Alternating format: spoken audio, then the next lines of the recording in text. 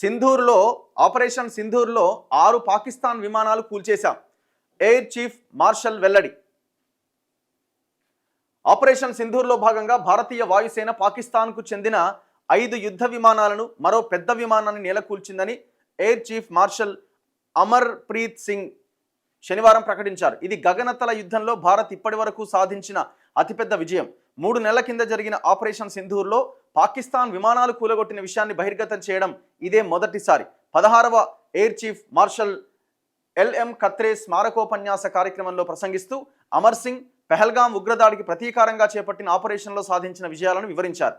పాకిస్తాన్లోని ఉగ్ర స్థావరాలు ఏ విధంగా ధ్వంసం చేసింది కూడా తెలిపారట.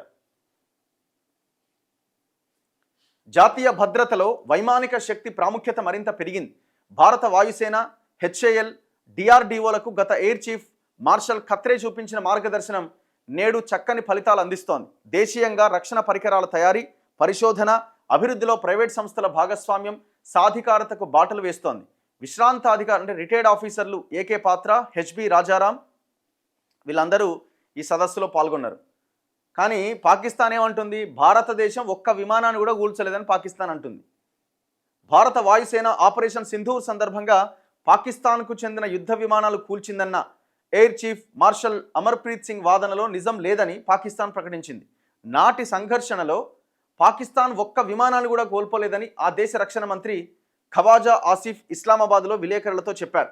3 నెలలుగా విమానాల కూల్చివేత విషయాన్ని వెల్లడించలేదని ఎత్తి చూపుతూ సమయం మీరిన తర్వాత భారత ఎయిర్ చీఫ్ మార్షల్ చేసిన ప్రకటన నమ్మశక్యంగా లేదన్నారు.